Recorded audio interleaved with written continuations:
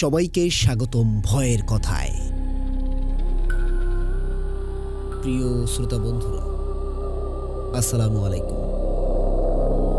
দেশ ও দেশের বাইরে যে যেখান থেকে ভয়, শিহরণ, নতুন একটি ঘটনা নিয়ে সকলকে জানাচ্ছি শুভেচ্ছা ও অভিনন্দন এবং ভালোবাসা। আশা করি সবাই ভালো আছেন, সুস্থ আছেন। আজকে যে ঘটনাটি আপনাদের সামনে উপস্থাপন করব, এই ঘটনাটি আমাদেরকে পাঠিয়েছেন আপনাদের সকলেরই প্রিয় মাশফিক ভাই, যার বাড়ি বাগেরহাট জেলার মোল্লারহাট থানায়। চলুন শুরু করি। মাশফিক ভাই বলছেন, আসসালামু আলাইকুম। আজ আমি বিভিন্ন রকম একটি ঘটনা শেয়ার করব। ঘটনাটি ঘটেছে আমার নিজ গ্রামে। ঘটনাটি যার সঙ্গে ঘটেছে সে নিজে খুবই সুন্দরভাবে ঘটনাটি আমাদের সাথে শেয়ার করেছে। সে যেভাবে বলেছে আমি সেভাবেই বলার চেষ্টা করছি। যার সাথে ঘটনাটি ঘটেছে সে আমার চাচা হন সম্পর্কে। তার নাম জেহাদ। সে পেশায় একজন কৃষক। ছোটবেলা থেকেই সে খুব সাহসী, ডান পেটে এবং ভয় ডরহীন একজন মানুষ। আমাদের গ্রামে একজন লোক ছিল, সে পেশায় একজন ব্ল্যাক ম্যাজিশিয়ান। মূলত যে গুণনবিদ্যা প্রয়োগ করত। সে 2008 সালে মারা গিয়েছিল। তার নাম আব্দুল। সেও সম্পর্কে আমার দাদা হতেন। এই ঘটনায় তার আসল নামটি আমি শেয়ার করব না, তাই যার নাম দিয়েছি আব্দুল। এই আব্দুল ঘটনার সাথে কিছুটা জড়িত এবং আরও কিছু পরিণতি রয়েছে, সেটা শুনলে আপনারা বুঝতে পারবেন। এখন যাই মূল ঘটনায়। এই জিহাদ চাচার বয়স তখন 50-এর মতো। তিনি যখন ছোট এবং তখন থেকে তার সাথে ঘটনাটি শুরু হয়। ঘটনার সময় 1984 সাল। তখন তার বয়স 10-12 বছর হবে। আমাদের গ্রামটি ছিল সবুজ শ্যামলে ঘেরা, মাঝারি সাইজের একটি গ্রাম। গ্রামের বেশিরভাগ মানুষ ছিল দিনমজুর। মাঠে কাজ করেই তাদের সংসার চলত। আমাদের গ্রামে ওই সময় প্রচুর পরিমাণে ঘোড়দৌড় ও ষাঁড়ের লড়াই হতো, যেটা দেখতে দূর দূরান্ত থেকে বহু মানুষ হাজির হতো।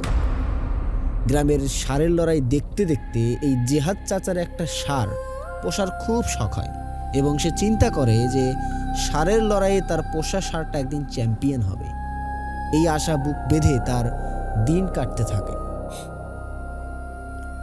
আমাদের গ্রামের ঈদগাহের পাশে জানালার বাগান নামে বিশাল একটি বাগান রয়েছে, যে বাগানের পাশ দিয়ে একসময় মানুষ একা হেঁটে যেতে ভয় পেত, হাঁটু কাঁপত। এখন আশেপাশের অনেক বাড়িঘর হয়েছে, যদিও ভয় অনেকটাই কমে গিয়েছে। কিন্তু গভীর রাত্রে যদি কেউ ওই বাগানের পাশ দিয়ে হেঁটে যায় তাহলে সে কোনো অশরীরীর সম্মুখীন হবে, এটা নিশ্চিত। এই জালালের বাগানটি বিশাল জায়গা জুড়ে অবস্থিত। এই বাগানের দুপাশে তখন রাস্তা ছিল এবং সেই রাস্তা পাকা হয়েছে এখন। ঈদগাহের পেছনে যেখান থেকে জালালের বাগান শুরু, একদিন সেখানেই জিহাদ চাচার একটা দোকান ছিল। জিহাদ চাচার বাবা যখন হাটে যেতেন তখন জিহাদ চাচাকে দোকানে রেখে যেতেন। 10-12 বছরের একটা ছেলে, অনেক সাহস, তাই তাকে দোকানে রেখে যেতেন। কারণ হাটের দিন হাট করতে আসতে আসতে জিহাদ চাচার বাবার অনেক দেরি হয়ে যেত। ওই সময়ে জিহাদ চাচাই দোকানে বসত। জিহাদ চাচার বড় আরও 3 ভাই ছিল, কিন্তু জিহাদ চাচার বাবা তাদের দোকানে রাখতেন না। দোকানটা ছিল মুদি দোকান। এলাকার মানুষ ওখানে টুকটাক কেনাকাটা করত। সে কোথাও কাজে গেলে দোকানদার হিসেবে জিহাদ চাচাকেই রেখে যেতেন। মূলত জিহাদ চাচার দোকানে গা ঘেঁষেই জালালের সেই ভয়ঙ্কর বাগান। এমনই একদিন জিহাদ চাচা দোকানে বসে আছেন। রাত তখন আনুমানিক 8টা কি 9টা। সেই 1984-85 সালের দিকে রাত 8টা-9টা মানে গভীর রাত। তখনও জিহাদ চাচার বাবা হাট থেকে ফেরেন নাই। দোকানে একটা হারিকেন জ্বলছে। জিহাদ চাচাও তার বাবার আসার অপেক্ষায়। একটা সময় জিহাদ চাচা খেয়াল করলেন দোকানের পেছনে যে গাছগুলো রয়েছে সেখানে মনে হচ্ছে কেউ হাঁটছে আর গাছগুলো নড়ছে। উনি ছোট মানুষ, তাই কিছু এত বিষয়টা আমলে নেন নাই।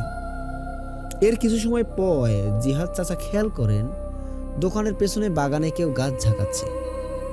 উনি তখন বয়সে ছোট হলেও বাগানের ভয়াবহতা সম্পর্কে কিছুটা জানতেন। উনি কৌতূহলবশত কী শব্দ হচ্ছে সেটা দেখার জন্য দোকানের পেছনের সাইডে যে পাশের বেড়া, ওটার ফাঁকা দিয়ে বাগানের দিকে তাকান। ওই প্রথম উনি কোনো কিছু দেখতে পান। উনি দেখেন বাগানের কিছুটা জায়গায় আলোকিত হয়ে আছে এবং সেখানে লাল শাড়ি পরা, লম্বা ঘোমটা দেওয়া একটা মেয়ে উল্টো হয়ে, মানে জিহাদ চাচার দিকে পিঠ করে দাঁড়িয়ে আছে। এটা দেখে জিহাদ চাচার গলা শুকিয়ে যায়। জিহাদ চাচা খেয়াল করেন লাল শাড়ি পরা মহিলাটি মুখটা ঘুরিয়ে তার দিকে হেঁটে আসছে। এবার কিন্তু তার মাথায় ঘোমটা দেওয়া। জিহাদ চাচা ভয়ে বেড়া থেকে মুখ সরিয়ে নেয় এবং ভয়ে কাঁপতে থাকে। সে ছোট মানুষ, কি করবে বুঝতে পারছে না। সে দোয়া কালাম কিছুই জানতো, সেটা পড়তে থাকে। হঠাৎ দোকানের পেছন সাইডে বেড়ায় ধপাস করে একটা শব্দ হয়। বাঁশের বেড়া যদি লাঠি দিয়ে কেউ সজোরে আঘাত করে তখন যেমন ধপাস শব্দ হয়, ঠিক তেমন এই শব্দ শুনে জিহাদ চাচার প্রাণের পানি হারিয়ে যায়। সে এতটাই ভয় পায় যে সে জোরে জোরে ও মারে ও বাবারে বলে চিৎকার করতে থাকে। ততক্ষণে তার বাবা হাট থেকে ফিরছিলেন এবং দোকানের কাছাকাছি চলে এসেছেন। দূর থেকে চিৎকার শুনে সে বুঝতে পারে দোকানে ছোট ছেলেকে রেখে এসেছে, তাই ভয় পেয়েছে নিশ্চয়ই। তখন সেও চিৎকার দিয়ে জোরে বলতে থাকে, জিহাদ, ভয় পাস না বাপ, আমি চলে এসেছি। এটা বলতে থাকে আর দোকানের দিকে দৌড়াতে থাকে। 2 মিনিট পর সে দোকানে পৌঁছায়। দোকানে এসে দেখে জিহাদের মুখে ভয়ের আতঙ্ক। জিহাদের চোখে মুখে তাকালে মনে হচ্ছে সে খুব খারাপ কিছু দেখেছে। জিহাদ বড় বড় চোখ করে তার বাবার দিকে তাকিয়ে আছে আর ভয়ে থরথর করে কাঁপছে। দোকানের আশেপাশে কোনো বাড়িঘর না থাকায় জিহাদ চাচার চিৎকার কেউ শুনতে পারেনি। তখন তার বাবা জিহাদকে বুকে জড়িয়ে নেন এবং মুখে পানি ছিটালে জিহাদ চাচা কিছুটা শান্ত ও স্বাভাবিক হন। তখন তার বাবা সে কি দেখেছে বিষয়টা খুলে বলেন। তখন জিহাদ চাচার বাবা তাকে অভয় দিতে থাকেন। ছোট মানুষ ভয় পেলে সমস্যা হতে পারে, তাই সে নিজের ছেলেকে বুকে জড়িয়ে অভয় দিতে থাকেন। এরপর জিহাদ চাচার বাবা দোকান বন্ধ করে বাড়ির উদ্দেশ্যে রওনা হন। জিহাদ চাচার বাবা হাট থেকে বাজার যে করেছে সেই বাজারের ব্যাগ বাম হাতে আর জিহাদ চাচার কাঁধ ডান হাতে রেখে বাড়ির উদ্দেশ্যে হাঁটতে থাকেন। দোকান থেকে বাড়ির দূরত্ব 7 থেকে 8 মিনিটের পথ। 5 মিনিটের পথ ওই বাগানের পাশের রাস্তা দিয়েই যেতে হবে। জিহাদের বাবা ছিল তৎকালীন গ্রামের যত সাহসী মানুষ তাদের মধ্যে অন্যতম এবং দুর্দান্ত একজন মানুষ। রাতে চলাচল করার সময় হাতে একটা লাঠি রাখতেন। জিহাদের বাবা আর জিহাদ বাপ ছেলে বাগানের পাশ দিয়ে হেঁটে যাচ্ছে। জিহাদের চাচার হাতে ছিল হারিকেন। এই হারিকেন নিয়েই রাতে দোকান থেকে তার বাড়িতে ফিরতেন।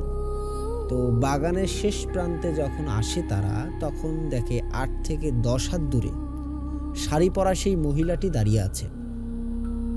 এটা দেখে জিহাদ চাচার বাবা বুঝতে পারে তার ছেলে এই জিনিসটাকে দেখেই ভয় পেয়েছে।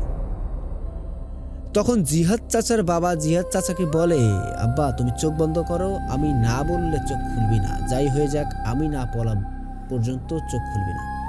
তখন জিহাদ চাচা চোখ বন্ধ করে। জিহাদ চাচার বাবা ওই অশরীরীর উদ্দেশ্যে বলে, আমার ছেলে অনেক ভয় পেয়েছে, এখন আমাদের বাড়ি যেতে দে। তোর যদি সাহস থাকে আমার সামনে আসিস। আজ আমার ছেলের সাথে আছে বলে তোকে কিছু বললাম না। এটা বলে জিহাদ চাচার বাবা হাঁটতে শুরু করে আর পেছন ফিরে তাকায় না। কিন্তু এই সব শব্দ শুনেও অশরীরীটা কোনো শব্দও করে না এবং কোনো ভয়ও দেখায় না। জিহাদ চাচা তার বাবা বাড়িতে পৌঁছান। তারপর জিহাদ চাচাকে লোহার পানি গরম করে খাওয়ানো হয়। জিহাদ চাচা কিছুটা ভালো অনুভব করেন। এভাবে কেটে যায় কিছুদিন। একদিন রাত্রে জিহাদ চাচার বাবা দোকান বন্ধ করে হারিকেন হাতে বাড়ি ফিরছিলেন একাই। তার হাতে ছিল একটা হারিকেন আর এক হাতে ছিল রাতে চলাচল করার সেই লাঠিটা, যেটা রাত্রে চলাচলের সময় উনি সব সময় সাথে রাখতেন। জালালের বাগানের কাছে পুরনো ও বিশাল বিশাল আম বাগান ছিল, বিশাল বিশাল বেদে গাছও ছিল, বিশাল বাদশাহী গাছ ছিল।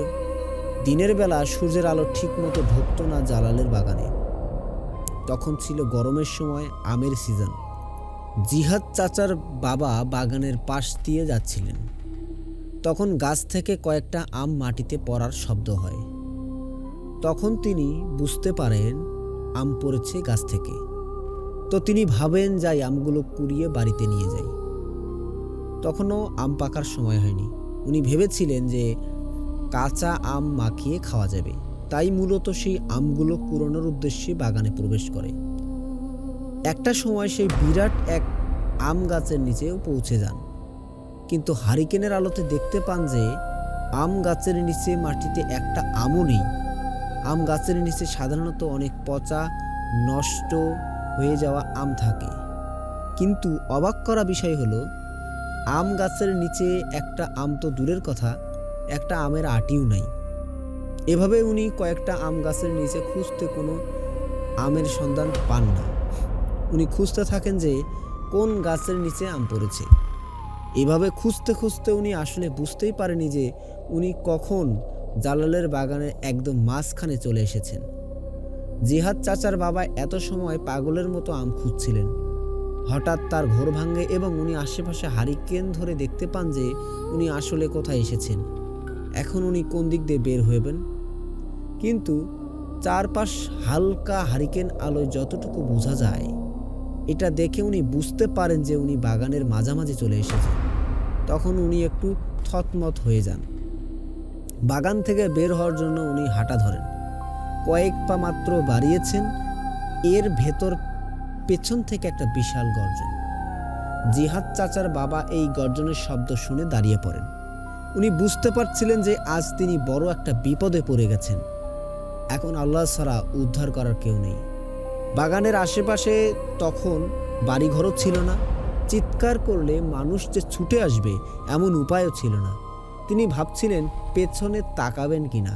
তিনি পেছনে না তাকিয়ে দাঁড়িয়ে থাকলেন। কি করবেন?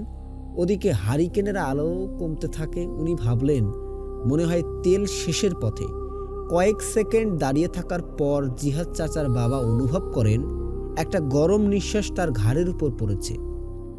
উনি বুঝতে পারেন যে তার পেছনে ভয়ঙ্কর কিছু দাঁড়িয়ে আছে। জিহাদ চাচার বাবা তখন পেছন ঘুরে তাকান এবং দেখেন বিশাল আকৃতির একটা শেয়াল তার পেছনেই দাঁড়িয়ে আছে এবং তার দিকে রাগান্বিত চোখে তাকিয়ে আছে। শিয়ালটি দেখতে সাধারণ শিয়াল থেকে অনেক বড় এবং বিশাল লোমের অধিকারী। শিয়ালটি লাল চোখে জিহাদ চাচার বাবার দিকে তাকিয়ে আছে। জিহাদ চাচার বাবা বুঝতে পারেন যে এটা কোনো স্বাভাবিক শিয়াল না, আর আজ উনি একটা বড় বিপদে পড়ে গেছেন, এটাও উনি বুঝতে পারেন। তো এখন কি করবেন? তখন তার কি করা উচিত উনি বুঝতে পারছিলেন না। দৌড় দিবেন নাকি চিৎকার করবেন, কোনো কিছু তার মাথায় ঢুকছে না। ওই অবস্থাতেও তিনি শিয়ালের দিকেই তাকিয়ে আছেন। শিয়ালটি দেখে মনে হচ্ছিল শিয়ালটি খুবই ক্ষুধার্ত, বহুদিন পর তার শিকার খুঁজে পেয়েছে। এভাবেই জিহাদ চাচার বাবা আর শিয়ালের চোকাচোকি কেটে যায় কয়েক মিনিট। জিহাদ চাচার বাবাও তো অনেক সাহসী, তারপরে উনি বেশ ভয় পেয়ে যান। হঠাৎ নীরবতা ভেঙে শিয়ালটি মানুষের কণ্ঠে বলে ওঠে, কিরে, চিনতে পারছিস আমাকে? সেদিন তো আমাকে খুব হুমকি দিলি একা তোর সামনে আসতে, আজ একাই আসলাম তোর সামনে। এখন কি করবি কর, আমাকে চ্যালেঞ্জ করিস, আমাকে বাহাদুরি দেখাস। আজ দেখাবো তোর কত বড় সাহস, তোর কত দম। তখনই লপ করে হারিকেনের আলোটা নিভে যায়। ওই অবস্থাতে জিহাদ চাচার বাবা নিজের জীবনের আশা ছেড়েই দেন। তিনি ভাবেন আর হয়তো পরিবারের সাথে আর কখনো দেখা হবে না, হয়তো উনি আর বেঁচে ফিরতে পারবেন না। কিন্তু কোনো জীবিত মানুষ কি তার মৃত্যুকে এত সহজে বরণ করে নিতে চায়? দেওয়ালে পিঠ থেকে গেলে মানুষ শেষ চেষ্টা করে, আর জীবিত মানুষ বেঁচে থাকার জন্য জীবনের সব কিছু উজাড় করে দেয়। এটাই স্বাভাবিক। তখন জিহাদ চাচার বাবা বলেন, আমি যা করেছি ভুল করেছি, আমাকে যেতে দে। আমার পরিবার আছে, সন্তান আছে। আমার কিছু হলে ওদের কি হবে? আমি অন্যায় করেছি, আমাকে মাফ করে দে। তখন শিয়ালরূপী অশরীরীটি বলে ওঠে, এই বাগানে আমি অনেককেই সমাধি করেছি, আজ তোর সমাধি করব। এটা শুনে জিহাদ চাচার বাবা চিন্তা করেন, যাই হয়ে যাক, লাঠি তার হাত থেকে উনি ফেলবেন না। এসব ভাবতে ভাবতে শিয়ালরূপী অশরীরীটি গর্জন করে জিহাদ চাচার উপর হিংস্র জানোয়ারের মতো ঝাঁপিয়ে পড়ে শিয়ালরূপী অশরীরী জিহাদ চাচার বাবাকে আঁচড় মারতে থাকে।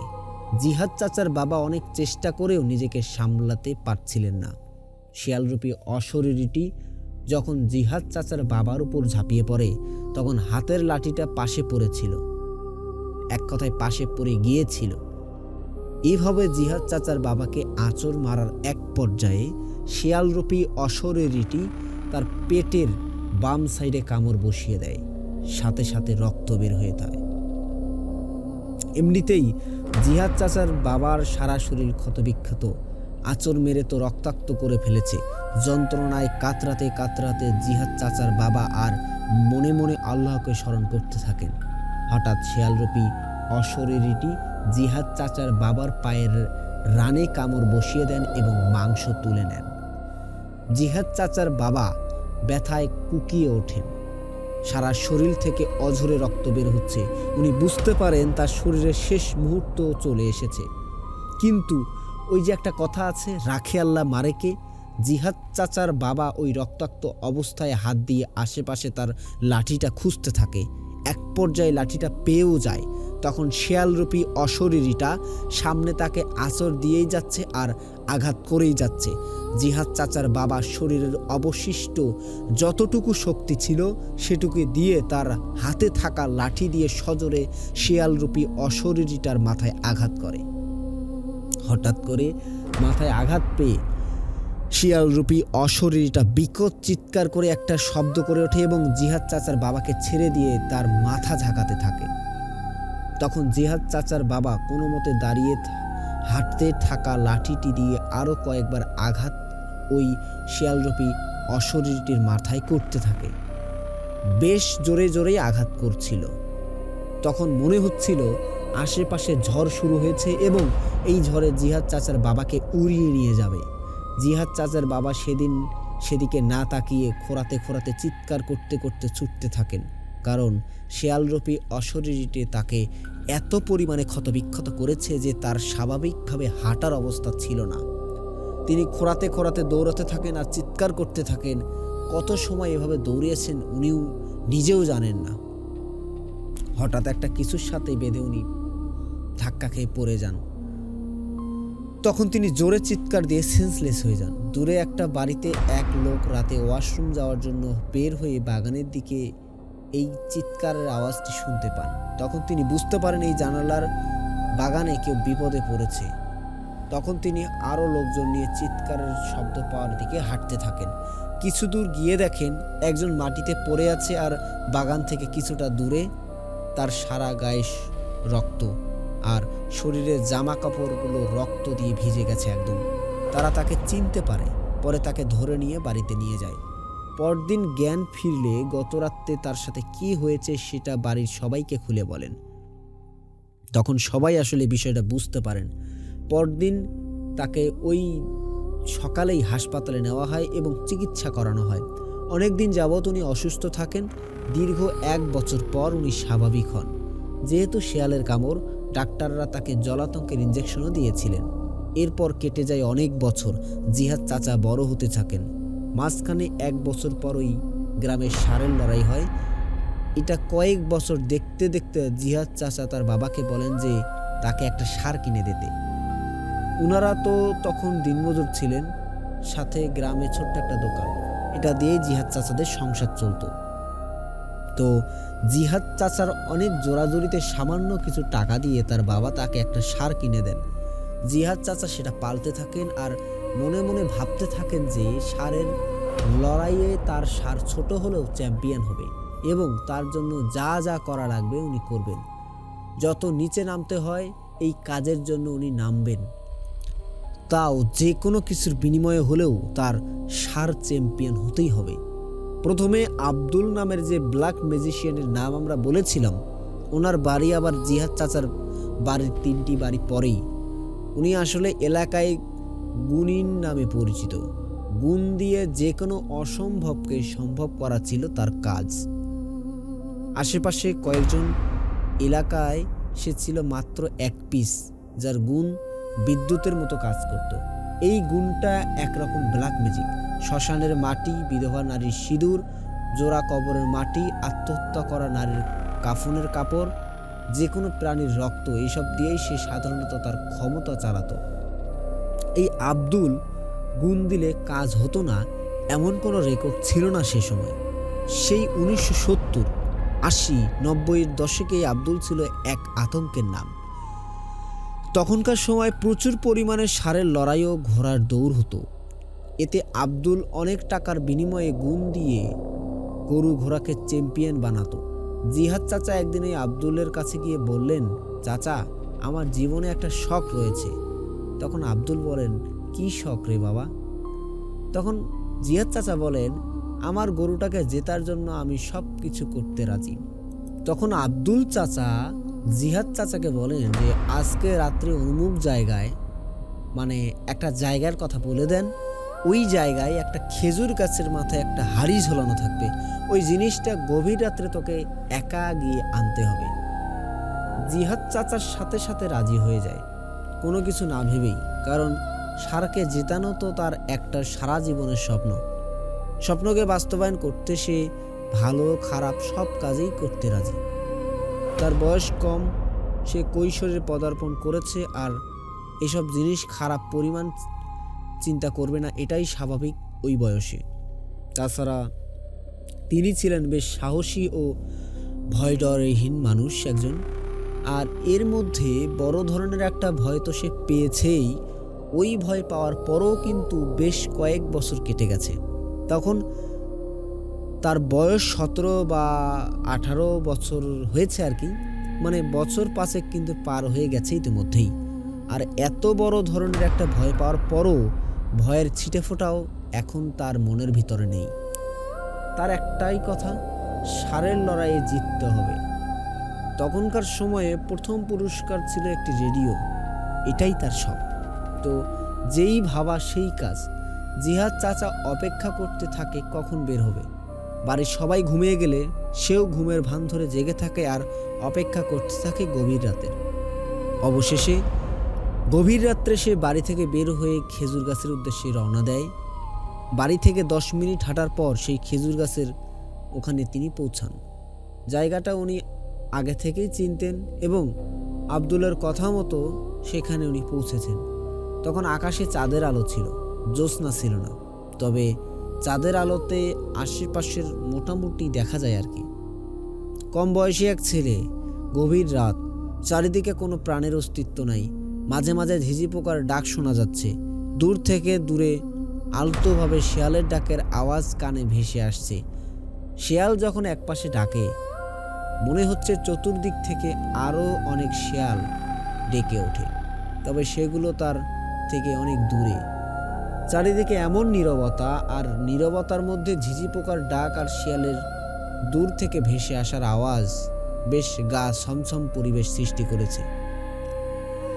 খেজুর গাছগুলো দেখ যেখানে, ওখানে হাড়ি খুঁজতে থাকে জিহাদ চাচা।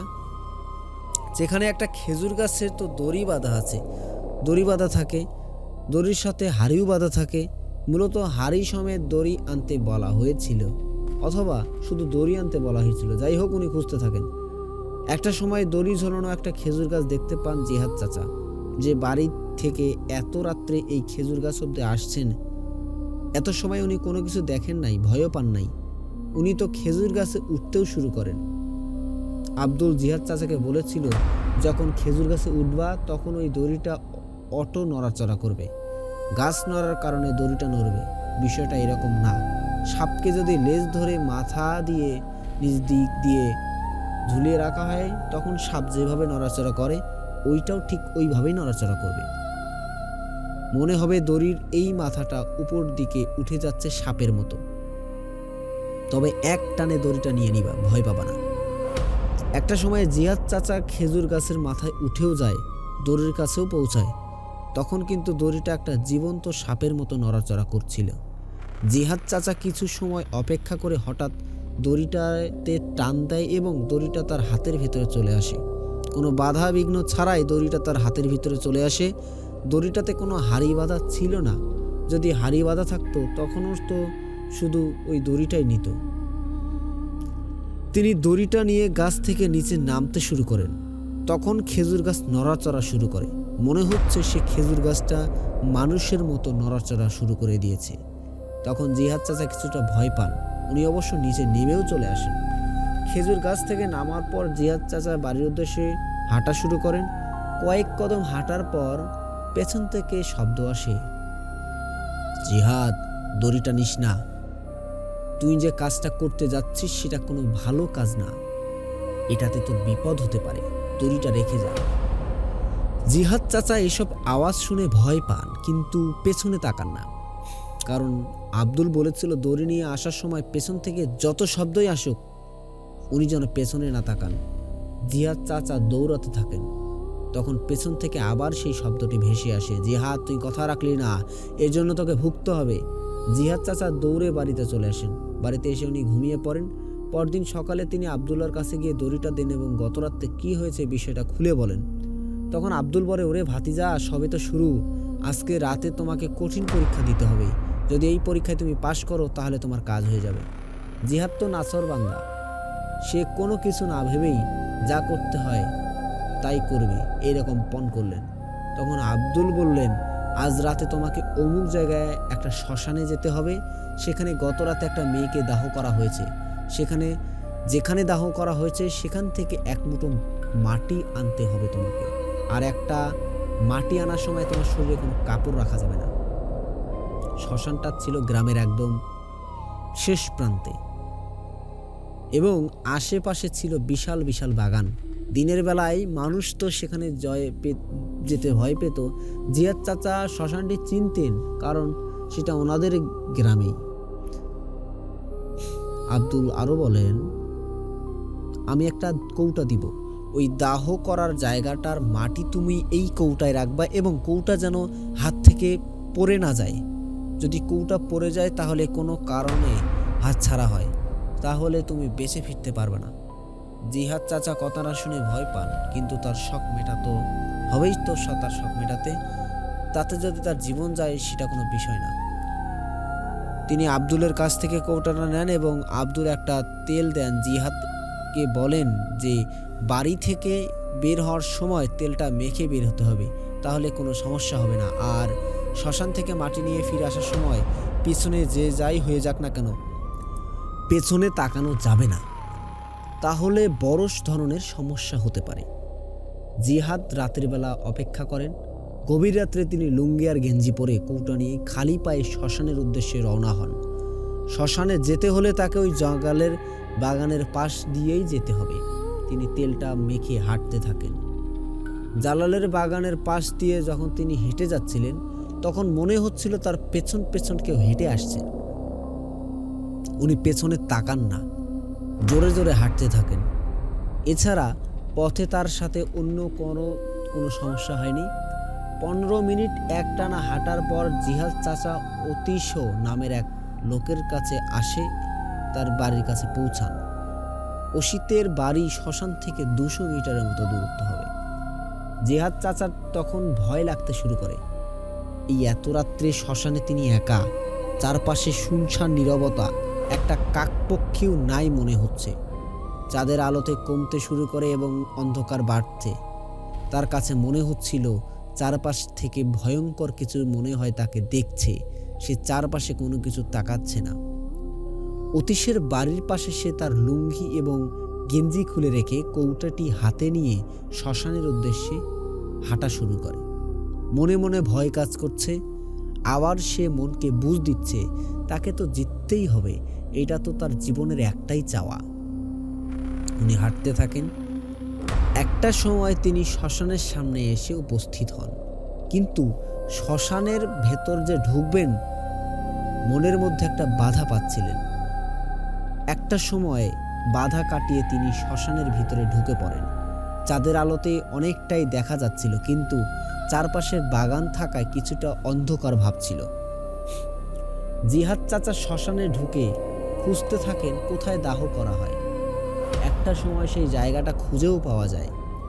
তার পাশ থেকে এক মুঠো মাটি নিয়ে সাথে সাথে কৌটার ভিতরে ঢুকিয়ে কৌটা আটকিয়ে ফেলেন জিহাদ চাচা।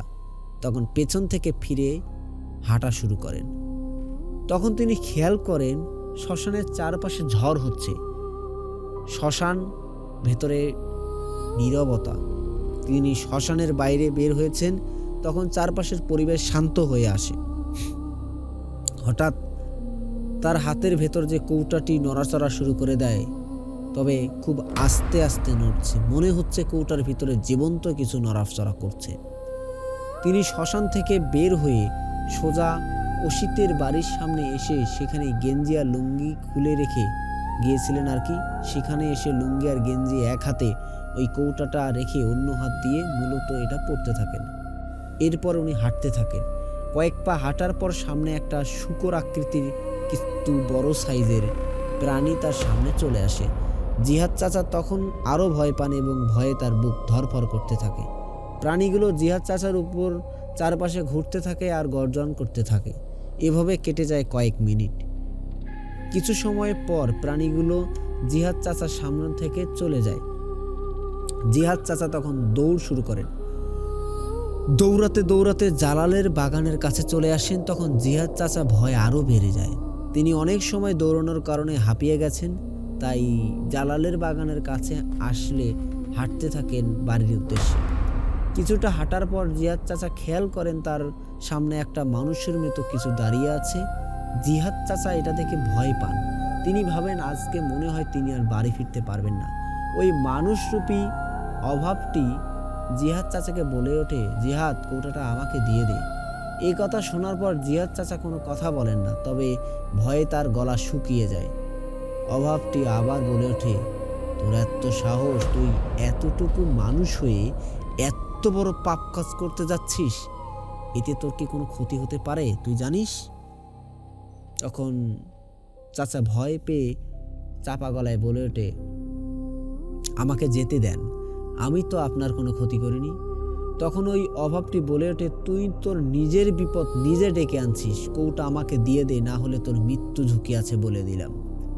জিহাদ চাচা এটা শুনে দৌড় দেন আর এক দৌড়ে বাড়ি এসে ওই অবস্থাতেই শুয়ে পড়েন। এর ভিতরে তার সাথে কোনো ঘটনা ঘটেনি।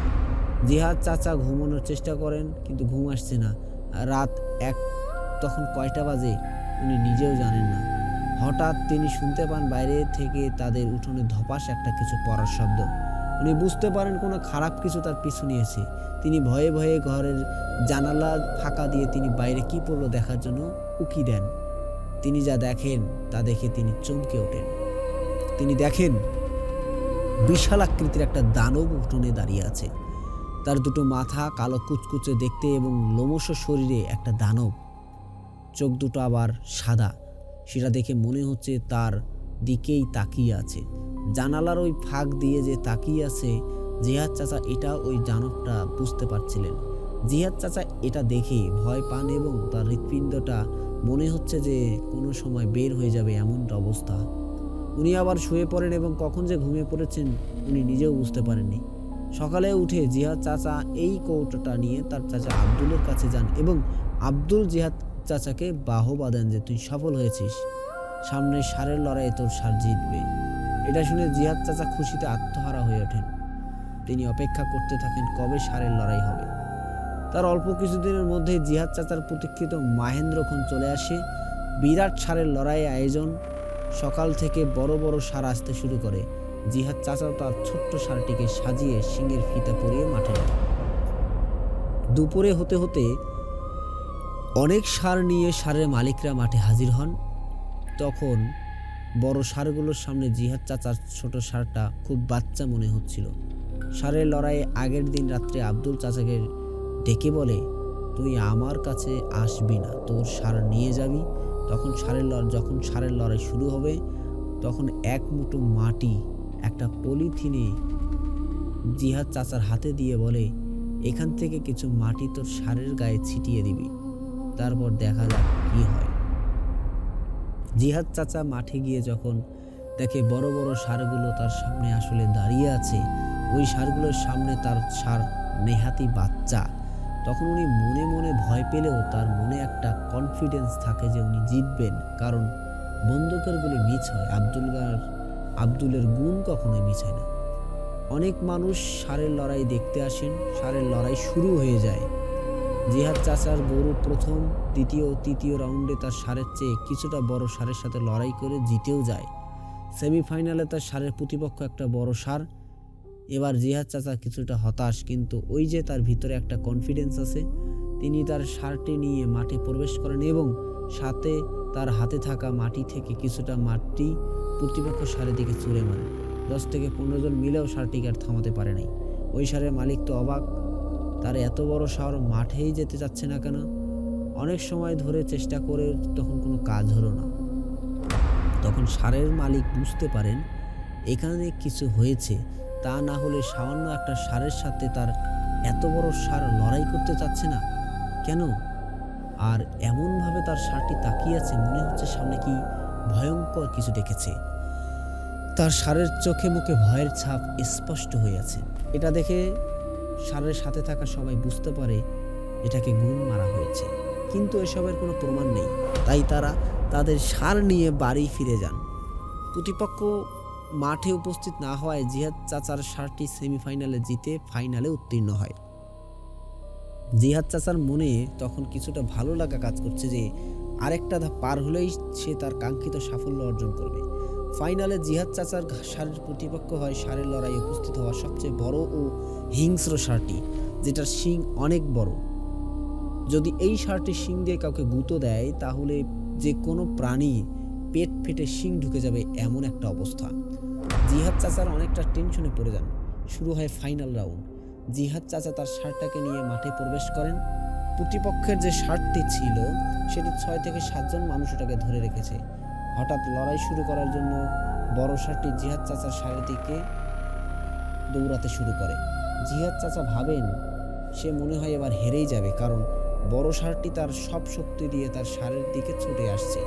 জিহাদ চাচা হাত থেকে আব্দুলের দেওয়া কিছুটা মাটি বড় ষাঁড়টির দিকে যখন ছুঁড়ে দিয়েছে, মানে যেদিক দিয়ে আসছিল ওই দিকে ছুঁড়ে দিয়েছে, বড় ষাঁড়টি দৌড়ে আসলেও তার দড়ি ধরা ছিল 6 থেকে 7 জন, তারা কিন্তু দড়ি ছাড়েনি। তখন বড় ষাঁড়টি যখন জিহাদ চাচার ষাঁড় থেকে 20 থেকে 25 হাত দূরে, তখন হঠাৎই আচমকা দাঁড়িয়ে পড়ে এবং শো শো শব্দ করতে থাকে। জিহাদ চাচা প্রথমে ভয় পেলেও মনে মনে কিছুটা খুশি হন, কারণ তার যে ওভার কনফিডেন্স ছিল। বড় ষাঁড়টি দাঁড়িয়ে মাথা ঝাঁকাতে থাকে, কয়েকবার মাথা ঝাঁকিয়ে উল্টো দিকে দৌড় শুরু করে। মনে হচ্ছে যেন কোনো ভয়ঙ্কর কিছু ওই ষাঁড়টিকে তাড়া করছে, আর ষাঁড়টি দিক বিদিক ছুটছে। ছুটতে ছুটতে অনেক দূরে গিয়ে ষাঁড়টি মাটিতে বসে হাঁপাতে থাকে, আর মনে হচ্ছিল সে ভয়ঙ্কর কিছু দেখে ভয় পেয়েছে। ওটার চোখে মুখে ছিল অজানা এক আতঙ্ক। জিহাদ চাচা তো খুশিতে ফেটে পড়েন, তার ষাঁড়টিকে বিজয়ী ঘোষণা করা হয়। তার এই সামান্য ছোট্ট ষাঁড়টি বিজয় হয়েছে দেখে সবাই হতবাক হয়। অনেকে বুঝতে পেরেছে এখানে আব্দুলের হাত রয়েছে। জিহাদ চাচা তার বিজয় পুরস্কার বুঝে পান। বাড়ি এসে তার ষাঁড়টিকে গোয়াল ঘরে বেঁধে আব্দুলের কাছে যান এবং আব্দুলকে উনি ধন্যবাদ দেন, কারণ আব্দুল তার স্বপ্ন পূরণ করেছে। তখন আব্দুল একটু মুখটা ভার করে জিহাদ চাচাকে পাশে নিয়ে কিছু কথা বলে। এসব কথা শুনে জিহাদ চাচা চমকে ওঠে এবং উনি যে কত বড় একটা ভুল করে ফেলেছেন সেটা উপলব্ধি করতে পারেন। তখন এই আব্দুল চাচা বলে, জিহাদ, তুই তো ছোট মানুষ, তোর তো বোঝার অনেক কিছুই বাকি। তোকে তো অনেকবার নিষেধ করেছিলাম, তুই তো শুনিস নাই। তুই যে কাজটা করেছিস এটার ফলাফল তোকে সারা জীবন ভোগ করতে হবে। জিহাদ চাচা বলেন, কেন আব্দুল চাচা, কি হয়েছে, বিষয়টা আমাকে খুলে বলেন। তখন আব্দুল চাচা বলেন, ছোটবেলা থেকে আমার মনে প্রবল ইচ্ছা ছিল গুণবিদ্যা শিখব। আমি এই গুণবিদ্যা অর্জন করে সাময়িক সময়ের জন্য অনেক অসম্ভব কাজকে সম্ভব করতে পারি। আমি অনেক কষ্ট করেছি এই বিদ্যা শিখতে। বিভিন্ন তান্ত্রিক, সাধু, বেদে সম্প্রদায়ের লোক, এদের কাছ থেকে অনেক কষ্ট করে, অনেক সময় ব্যয় করে এই বিদ্যা আমি অর্জন করি। এটার নাম বুনুন বিদ্যা। এই বিদ্যা এক ধরনের ব্ল্যাক ম্যাজিক, যেটা ইসলামের সম্পূর্ণ হারাম এবং ভয়ানক পাপ। আমি আজ 20 বছর ধরে এই বিদ্যা প্রয়োগ করি। অনেক মানুষ আমার কাছ থেকে এই বিদ্যা নিয়ে তাদের কাজ হাসিল করেছে। প্রথমে অনেক বছর একটা করে আমি খুব ভালো ছিলাম, কিন্তু একটা সময় থেকে আমি যখনই এটাকে করি তখনই আমার পরিবারে কেউ না কেউ অসুস্থ হয়ে যায়। আমি এখন এই কাজ কমিয়ে দিয়েছি। যদি কেউ এসে খুব জোরাজুরি করে তাহলে আমি এই কাজটি করি, তাছাড়া আগের মতো সচরাচর এই কাজ আমি করি না। আমি যদি এখন এই কাজ ছেড়ে দিই তাহলে আমার ছিন্ন ভিন্ন দেহ বিভিন্ন জায়গায় পড়ে থাকবে। এইটা তোরা দেখবি। এই কাজ করা সহজ, কিন্তু এই কাজের যে পার্শ্ব প্রতিক্রিয়া তা সহ্য করাটা অত্যন্ত কঠিন। আমি তো এই কাজ অনেকেই কমিয়ে দিয়েছি। সামনে আমি ছেড়েই দিব আর আল্লাহর কাছে মাপ চাবো। তিনি যেন আমাকে এই কাজ থেকে বের হয়ে আসার তৌফিক দান করেন এবং আমাকে ক্ষমা করে দেন। তখনই আব্দুল চাচা জিহাদ চাচাকে আরও বলেন, যখন কোনো পশুর উপর এই গুণন বিদ্যা প্রয়োগ করা হয় তখন সেই প্রাণী চোখে ধুলো দেখে, ভয়ঙ্কর দানব দেখে চারপাশে, তারপরে ভয়ে দিক বিদিক ছুটতে থাকে। কিছু সময় পর এই বিদ্যা আপনার কেটে যায়। তো তোর ইচ্ছা ছিল স্বপ্ন পূরণ করার, সেটা হয়েছে, কিন্তু ভবিষ্যতে এই কাজ আর করিস না। এমনিতে আমি খবর পেয়েছি শ্মশান থেকে মাটি আনার একটা ভয়ঙ্কর পিশাচ তোর পিছনে লেগেছে। যদি কখনো সুযোগ পায় তাহলে তোর ক্ষতি করবে, তুই সাবধানে থাকিস। আর ভুলেও এই কাজ করার সাহস করিস না। আর একটা কথা, কাউকে কখনো বলিস না আমি বেঁচে থাকা অবস্থায়। জিহাদ চাচা তখন তার ভুল বুঝতে পারেন এবং আল্লাহর কাছে তার ভুলের জন্য ক্ষমা চান। কিছুদিন পর জিহাদ চাচা তার প্রিয় ষাঁড়টি বিক্রি করে দেন। এভাবে কেটে যায় কয়েক বছর। এর ভিতরে আর কোনো সমস্যা হয়নি। আব্দুলেরও বয়স হয়ে যায়। 1995 সালের দিকের কথা। সেবার ওই গ্রামে ঘোড়দৌড়ের আয়োজন করা হয়। দূর দূরান্ত থেকে সে খবর পৌঁছে যায়। যেদিন ঘোড়দৌড় হবে আর কি, তার 3 থেকে 4 দিন আগে ওই গ্রামের মানুষের এই আব্দুল চাচার কাছে সবাই আসেন। মূলত তার একটাই ঘোড়া ভালো ছিল, সেটাকে জিতানোর জন্য মূলত আব্দুল চাচার কাছে আসে। কারণ আব্দুল চাচা বুনুন বিদ্যা জানা ছিল সেই সময়।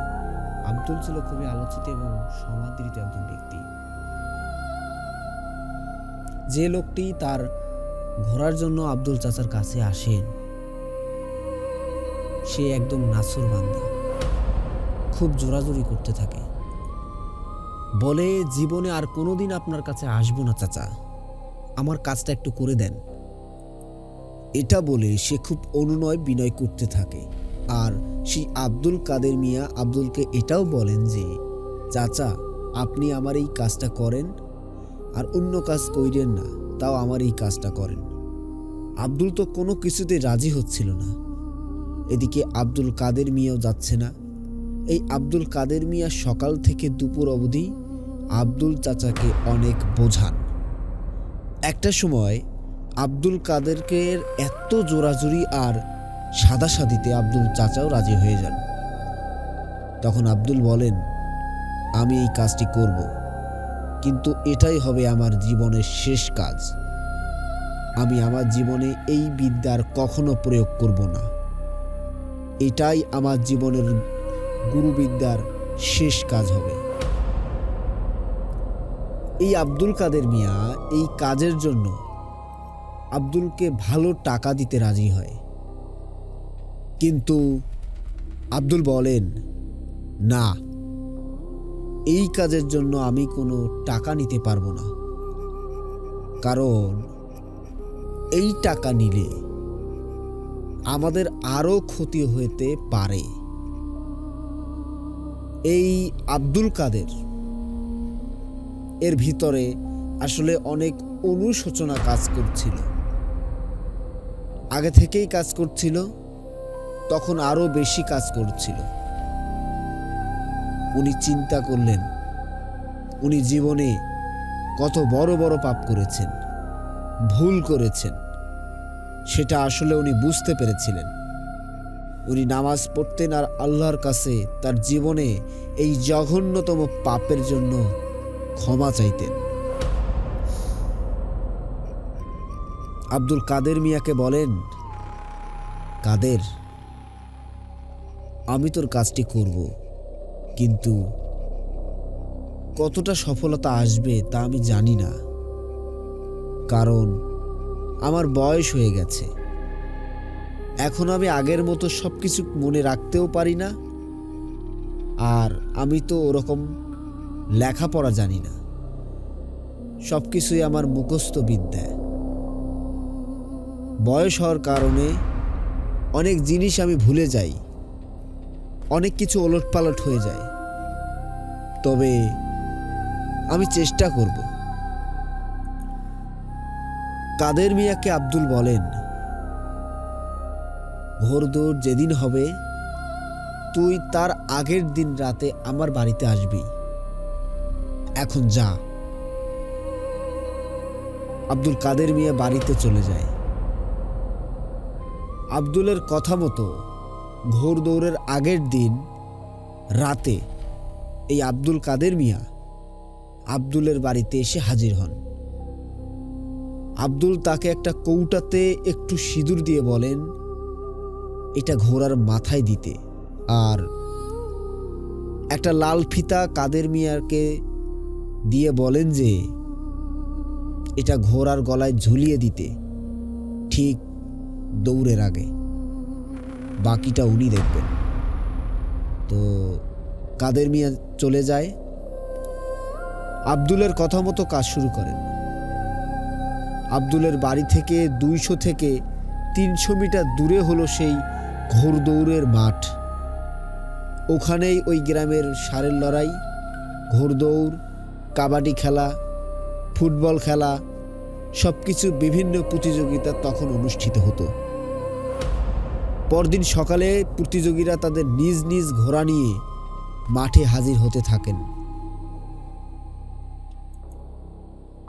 আব্দুল কাদের মিয়া তার ঘোড়া নিয়ে হাজির হন। আব্দুলের দেওয়া সিঁদুর তো ঘোড়ার মাথায় লাগানোই ছিল, আর সেই ফিতাটা গলায় বেঁধে দেওয়াও হয়েছিল। বেলা 12টার আগেই যখন সকল প্রতিযোগী তাদের ঘোড়া নিয়ে ময়দানে হাজির, ওই গ্রাম থেকে 2-3 গ্রাম পরে আরও একজন কবিরাজ ছিল। সেও ছিল বেশ নামকরা একজন ব্ল্যাক ম্যাজিশিয়ান। তাকে মোটামুটি সবাই কম বেশি চিনত। কাদের মিয়াও তাকে চিনত। কাদের মিয়া একটা ঘোড়ার কাছে ওই কবিরাজকে দাঁড়াতে দেখে চমকে ওঠেন। কাদের মিয়া বুঝতে পারেন যে এই কবিরাজকে কেউ হায়ার করে নিয়ে এসেছে। সেও তো আজকে তার বিদ্যা প্রয়োগ করবে। তাহলে কি কাদের মিয়ার আশা ভরসা মাটিতে মিশে যাবে? কাদের মিয়া কি করবেন বুঝতে পারছিলেন না। তিনি খুব টেনশনে পড়ে যান। কয়েক রাউন্ড খেলা শেষ হয়। সেসব রাউন্ডে ওই কবিরাজ যে ঘোড়ার সাথে এসেছেন সেটাকে কেউ হারাতে পারবে না। তাহলে বেলা 4টার ফাইনাল রাউন্ড শুরু হবে আর কি। কাদের মিয়া মাথায় যেন আকাশ ভেঙে পড়ে। কবিরাজ যে ঘোড়ার সাথে এসেছে, ওই ঘোড়ার মালিক ঘোষণা করে তার ঘোড়াকে যদি কেউ হারাতে পারে তাহলে 2000 টাকা পুরস্কার দেওয়া হবে। ওই সময় 2000 টাকা মানে কিন্তু অনেক টাকা। এই কথা শুনে কাদের মিয়া আরো ভেঙে পড়ে। কাদের মিয়া তার ঘোড়াকে তার সাথে আসা একজনের কাছে দিয়ে আব্দুলের বাড়িতে চলে আসেন। যেহেতু মাঠ থেকে 2 থেকে 300 মিটার দূরেই আব্দুলের বাড়ি, কাদের মিয়া আব্দুলের বাড়িতে এসে মাঠে কি হচ্ছে, অন্য যে কবিরাজ ঘোড়ার সাথে এসেছেন, এসব বিষয়ে খুলে বলেন। এসব শুনে আব্দুল একটু চিন্তিত হয়ে পড়েন। কাদের মিয়া বলেন যে, চাচা আপনি মাঠে চলেন, আপনি কিছু একটা করেন। এভাবে যদি হেরে যাই তাহলে মনকে আসলে বুঝ দিতে পারবো না। বড় আশা নিয়ে এসেছিলাম আপনার কাছে। তখন আব্দুল কাকা কিছু সময় চুপচাপ থাকেন, তারপর বলেন, চল আমিও মাঠে যাব। দুজনে হাঁটতে থাকেন। অল্প সময়ের মধ্যেই তারা মাঠে পৌঁছান। মাঠের শুরুতে কয়েকটা খেজুর গাছ ছিল। এই আব্দুল হঠাৎ সেই খেজুর গাছের গোড়ায় বসে পড়েন। তিনি বলেন, আমি মাঠের মাঝখানে যাব না, আমি এখান থেকে বসেই কাজ করব। চিন্তা করিস না, আমি আমার সারা জীবনের যত বিদ্যা শিখেছি আজ তার শেষ দেখে ছাড়ব।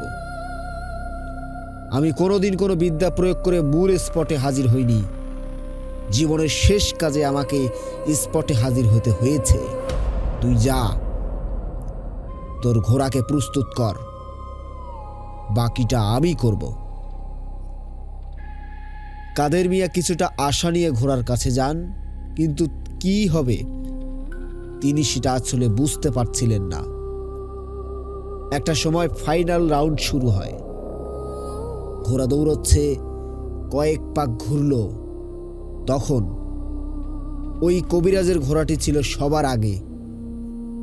কাদের মিয়া বুঝতে পারছিলেন যে তিনি আর জয়লাভ করতে পারবেন না, কিন্তু তিনি কল্পনাও করতে পারেননি যে তার জন্য কি চমক অপেক্ষা করতেছে। 5 থেকে 6 পাক ঘোরার পরই হঠাৎ করে আচমকা তার ঘোড়া দৌড়ের গতি অনেক বাড়িয়ে দেয় এবং এত সময় যে তার ঘোড়া যেভাবে দৌড়াচ্ছিল এখন সেভাবে দৌড়াচ্ছে না, আরো বেশি জোরে দৌড়াচ্ছে। এত জোরে দৌড়াচ্ছে যে বিশ্বাস করা কঠিন হয়েছে তার কাছে। দৌড়াতে দৌড়াতে শেষের সময় কাদের মিয়ার ঘোড়াটি কবিরাজের ঘোড়ার পেছনে ফেলে দেয় এবং জয়লাভ করে। এটা দেখে যত মানুষ ছিল সবাই একদম হতবাক হয়ে যায়। ওই কবিরাজ নিজেও বোকা বনে গেছেন যে বিষয়টা আসলে কি ঘটলো। ঘোড়ার মালিকও বুঝতে পারছেন না কি হলো। এখন কাদের মিয়া জয়লাভ করে উল্লাস করছে। সে তার পুরস্কার বুঝে নিয়ে আব্দুলের বাড়ির দিকে রওনা হয়। কিছুটা যাওয়ার পর ওই খেজুর গাছের কাছে এসে দেখে যে আব্দুল মাটিতে বসে আছেন। দেখে মনে হচ্ছে সে হাঁপাচ্ছে, সে কোনো কথা বলতে পারছে না। কাদের মিয়া সহ তার সাথে থাকা লোকজন মিলে আব্দুলকে ধরে বাড়িতে নিয়ে যান। বাড়িতে নিয়ে পৌঁছে কাদের মিয়া চলে যান। কিছু সময় পর আব্দুল কিছুটা স্বাভাবিক হন। সেই ঘোড়দৌড় জিহাদ চাচা উপস্থিত ছিলেন। জিহাদ চাচা পরদিন আব্দুলের কাছে এসে জানতে চান কাদের মিয়া ঘোড়া জয়লাভ করলো যে তাতে তার কোনো হাত আছে কিনা। তখন আব্দুল বলেন, হ্যাঁ ভাতিজা, এটা আমি করেছি। কাদের আমার কাছে আসছিল, তারপর কিভাবে কি করেছে বিষয়টা জিহাদ চাচাকে খুলে বলেন এবং এটাও বলেন যে এটাই তার জীবনের শেষ গুণবিদ্যার কাজ ছিল। সে জীবনে আর কখনো এই কাজ করবে না। যতদিন বেঁচে থাকবে আল্লাহর কাছে তার পাপের জন্য ক্ষমা চাইবে। এইভাবে কেটে যায় আরো অনেক বছর। 2000 সালের কথা। তখন জালালের বাগানের পাশে 2-1টা বাড়ি হয়েছে বা হচ্ছে এমন একটা অবস্থা। জালালের বাগানের চারপাশে মানুষের আনাগোনা কিছুটা বেড়েছে। একদিন রাতে জিহাদ চাচা দোকান থেকে বাড়ি ফিরছিলেন। জালালের বাগানের পাশে বাড়ি করেছে ফজলু নামের একজন ব্যক্তি। সেদিন আবার ফজলু বিয়েও করেছেন। জিহাদ চাচা যখন জালালের বাগানের পাশ দিয়ে যাচ্ছিলেন তখন দেখেন ফজলুর বাড়ি থেকে একটা মহিলা লাল শাড়ি পরা সেই রাস্তা পার হয়ে জালালের বাগানের দিকে ঢুকল। তখন জিহাদ চাচা মনে করেন নতুন বউ হয়তোবা বিয়েতে রাজি ছিল না, তাই গলায় দড়ি দিতে হয়তোবা এত রাতে বাইরে এসেছে, বাগানে এসেছে। এসব ভাবতে ভাবতে তিনি ভুলেই যান যে অনেক বছর আগে এই বাগানে শাড়ি পরা এক অশরীরীকে দেখে তিনি ভয় পেয়েছিলেন। সে কথা সে সময় তার মাথায় ছিল না। জিহাদ চাচা ওই শাড়ি পরা মহিলার পেছন পেছন হাঁটতে থাকেন। যে অনেক বছর আগেই ফজলুর সম্পর্ক ছিল জিহাদ চাচার তো ভাইয়ের মতোই। তো ওই জিহাদ চাচা ওই শাড়ি পরা মহিলাকে পেছন দিকে বলছেন, ও ভাবি, ভাবি এত রাতে কোথায় যাও? বাড়িতে কি ঝামেলা হয়েছে? বুঝতে পারছি, তুমি আমার সাথে চলো, আমি তোমাকে গিয়ে দিয়ে আসি। এই কাজ করো না, সারা জীবন সামনে পড়ে আছে। কিন্তু শাড়ি পরা মহিলাটি আর কোনো কথা বলে না, সে হাঁটতেই থাকে। জিহাদ চাচাও ভাবিকে ডাকতে থাকেন। তো ওই জিহাদ চাচা ওই শাড়ি পরা মহিলাকে পেছন দিক থেকে যখন বলছেন, হাঁটতে হাঁটতে এভাবে জিহাদ চাচা বুঝতেই পারেননি সে মনের অজান্তে জালালের বাগানের মাঝখানে চলে এসেছেন। কিন্তু জালালের বাগানের মাঝখানে একটা বেতের ঝোপ ছিল। ওখানে যখন এসেছেন চাচা বুঝতে পারেন তখন যে উনি মাঝখানে চলে এসেছেন। তিনি তখন দাঁড়িয়ে পড়েন। শাড়ি পরা মহিলাটিও দাঁড়িয়ে যায়। তখন মহিলাটি জিহাদ চাচার দিকে ফিরে তাকায়। তার মুখ দেখে জিহাদ চাচা পিলে চমকে যায়। সে মনে মনে ভাবে, এত সময় ভাবি ভাবি বলে ডাকে, কিসের পিছু নিল সে? সে তো এখন বড় বিপদে পড়ে গেছে, আর বাড়িতে ফিরবে পারবে কিনা সে বুঝতে পারছে না। মহিলাটির মুখটি ছিল ঝলসানো, চোখ ছিল একটা, তাও সেটা কপালের দিকে, আর চুলগুলো ছিল সাদা। তখন শাড়ি পরা অশরীরীটি বলে ওঠে, আমার মাটি আমাকে ফিরিয়ে দে। তখন জিহাদ চাচা ভাবে, কিসের মাটির কথা বলছে? ভয়ানক পিচাসটি জিহাদ চাচাকে ধমকাতে থাকে আর বলে, আমার মাটি আমাকে ফেরত দে। তখন জিহাদ চাচা ভয়ে ভয়ে বলে, কিসের মাটি? তখন উনি বলে ওঠেন, অনেক বছর আগে এক রাত্রে তুই শ্মশানের মাটি নিয়ে আসছিলি। শ্মশান সেখানে দাহ করা হয়, সেখান থেকে তুই মাটি এনেছিলি। ঠিক তার আগের দিন সেখানে দাহ করা হয়েছিল। মাটি ফেরত দে আমার, তা না হলে তোকে এখনই মরতে হবে। এতদিন সুযোগের অপেক্ষায় ছিলাম, কবে তোকে পাবো? আজ সেই সুযোগ চলে এসেছে। এসব বলে বিকট শব্দে হাসতে থাকে। হঠাৎ জিহাদ চাচার হাতে থাকা হারিকেন ধপ করে বন্ধ হয়ে যায়। তখন পিচাসটি সজোরে জিহাদ চাচাকে একটা চর মারে। এই চর খেয়ে জিহাদ চাচা 3 থেকে 4 হাত দূরে ছিটকে গিয়ে পড়ে যায়। জিহাদ চাচা 6 ফিটের একজন মানুষ, শরীরে মোটামুটি ভালো, তবুও পিচাসের এক চরে 3 থেকে 4 হাত দূরে গিয়ে পড়েন।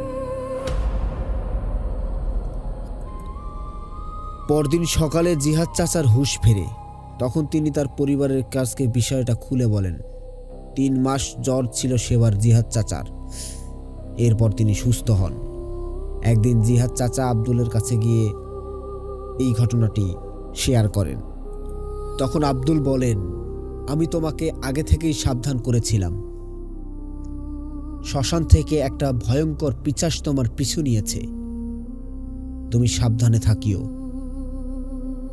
তারপর আব্দুল চাচা জিহাদের গা বন্ধ করে দেন, গলায় তাবিজ এবং ডান হাতে তাবিজ দেন।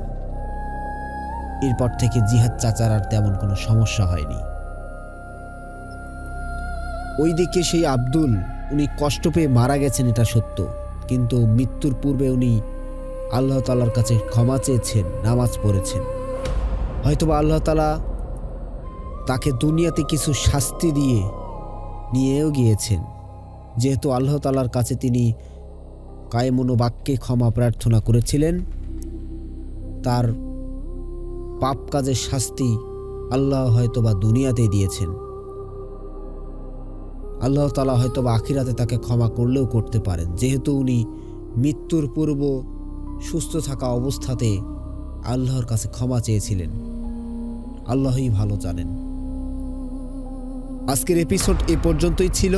আশা করি আজকের এই ঘটনাটি আপনাদের সকলের কাছে ভয় বা শিহরণ জাগানোর মতো বলে মনে হয়েছে। আর ঘটনা ভালো লাগলে কমেন্ট সেকশনে জানাবেন। আমাদের ফেসবুক পেজ এবং গ্রুপ রয়েছে, সেখানে জানাতে পারেন। আমাদের এই চ্যানেল এখনও যারা সাবস্ক্রাইব করেননি তারা দ্রুত সাবস্ক্রাইব করে ফেলবেন প্লিজ। আর এই ভিডিওর লাইক বাটনে প্রেস করতে ভুলবেন না কিন্তু। ধন্যবাদ সবাইকে।